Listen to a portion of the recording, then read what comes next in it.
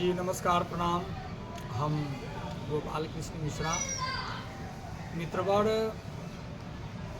अभी लोकतंत्र का पर्व चल रहा है जिसको कहते हैं चुनाव।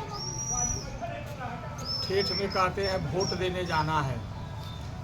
तो चुनाव है, वोट देने जाना है।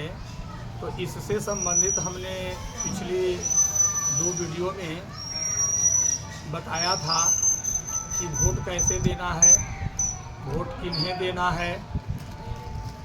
इसमें न तो कोई जोर होनी चाहिए, न कोई ज़बरदस्ती होनी चाहिए, बल्कि इसमें प्रेम होनी चाहिए। बंधुवर, इन्हीं सब बातों से संबंधित एक आज समाचार पत्र में एक आया है आलेख, उसे मैं आप लोगों को पढ़कर सुनाता हूँ और आप सुनेंगे, समझेंगे और उस पर मंथन करेंगे यानी मनन करेंगे। ठीक है, तो मैं पढ़ना शुरू करता हूँ। कह रहा है, इसका शीर्षक है धर्म नीति वालों को जीवन में सत्य बचाना चाहिए। शीर्षक क्या है? धर्म नीति वालों को जीवन में सत्य बचाना चाहिए। अब देखिए क्या इसमें डिफाइन क्या किया गया है, विश्लेषण क्या किया गया है। बंधुवर, इसे ध्यान देकर सुनेंगे। यह आपके लिए उतना ही लाभदायक है, आपकी आने वाली पीढ़ियों के लिए भी उतना ही लाभदायक है जितना कि शरीर में बीमारी होने पर जो दवा खाते हैं तो वो दवाएं जो है जैसे शरीर में फ़ायदा करता है, उसी तरीके से ये जो आज की बातें हैं इसे एकदम अच्छे तरीके से सुनना है और सुनने के बाद इस पर विचार जरूर करना है।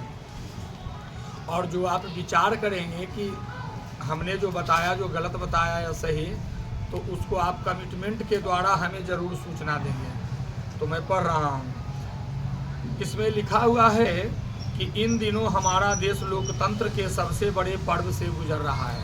मैंने भी बताया चुनाव को लोकतंत्र का पर्व कहा जाता है और इसमें भी कि ये प्रधानमंत्री का चुनाव हो रहा है, सबसे बड़े पर्व है, इससे आगे कुछ है ही नहीं। कुछ बातें दांव पर भी लग गई, जैसे धर्म, सत्ता, चरित्र और इन सब के ऊपर सत्य, सब है जो दांव पर लगी हुई है बंधुवर। जिसमें क्या क्या बता रहा है? धर्म, सत्ता, चरित्र और इन सब के ऊपर है सत्य।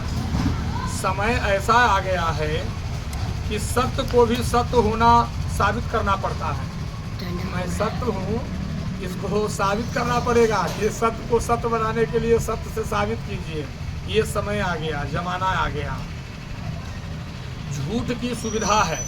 आज जिधर नज़र उठाकर देखिए उधर केवल और केवल बाजार में झूठ ही झूठ बिक रहे हैं। यहाँ तक कि अब तो रिश्ते नाते, कुटुंब, परिवार, दोस्त, संगी, साथी जो भी है, जो सब में झूठ परोसा जा रहा है। अगर आपको सत्य को सत्य बनाना है तो उसमें 2 लोगों की आवश्यकता होगी। तो वो 2 लोग कौन? एक वो जो सत्य बोलता है और दूसरा वो जो सत्य सुनता है। ये 2 लोगों की आवश्यकता होगी। अब तो लोग सच सुनने को भी तैयार नहीं हैं, और जब लोग सच सुनना नहीं चाहें तो बोलने वाला भी गड़बड़ा जाता है। जब कोई सुनने को तैयार ही नहीं है तो बोलने वाला भी गड़बड़ा जाता है।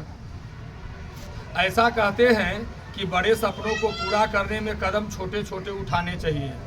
इसी तरह से सत्य के लिए छोटे छोटे लेकिन मजबूत कदम उठाइए। और झूठ जो है हमेशा छलांग लगाता है। सत्य जो है वो धीरे धीरे चलने वाला चीज़ है, वो डूबता नहीं, वो केवल परेशान होता है। और कई लोगों का आज भी मानना है कि सच बोलो तो अशांति आती है, लेकिन बंधुवर, हमारे शास्त्र, हमारे धर्म, हमारे सनातन संस्कार यह कहता है कि सत्य और शांति दोनों को भगवान का ही रूप माना जाता है। जहाँ शांति है वहाँ सत्य है और जहाँ सत्य है वहाँ शांति है, और ये दोनों को भगवान का रूप माना जाता है। और ईश्वर जीवन में आए, जब ईश्वर जीवन में आए तो कभी कोई अशांति नहीं हो सकता, कभी कोई अशांति नहीं हो सकती। इसीलिए हमारे यहाँ सत्य को नारायण से जोड़ा गया है। किससे जोड़ा गया है? नारायण से जोड़ा गया है। और एक सत्यनारायण नाम का व्रत भी है, कथा भी है, आप लोग सुनते होंगे, किए होंगे। सत्यनारायण, तो सत्य को नारायण यानी परमात्मा से जोड़ा गया। तो ऐसे भी बता रहे हैं, मैंने भी अभी बताया, अखबार में भी बताया हुआ है, हमारा वेद ग्रंथ भी कहता है ईश्वर क्या है, तो ईश्वर सत्य है। अच्छा, तो सत्य व्रत के इस दौड़ में और सत्य को जितना खंडित किया जा रहा है उतना ही हम संजीदा होकर उसे बचाएं। यह बचाने का दायित्व और जिम्मेवारी हमारी और आपकी है बंधुगण। तो जिस तरीके से सत्य का ह्रास हो रहा है, विलोप हो रहा है, खत्म हो रहा है, उसको उसी तरीके से आपको बचाना भी पड़ेगा। और ये दायित्व और ये जिम्मेवारी जो है जो आप ही के कंधों पर है, कोई और नहीं आएगा बचाने के लिए और बताने के लिए। इसलिए इन बातों पर ध्यान देंगे। राजनीति करने वाले सत्य के साथ जो भी करें, राजनीति करने वालों के बारे में बताया है कि जो भी करें सत्य के साथ करें। ये उनका भाग्य है, ये उनका भाग्य है।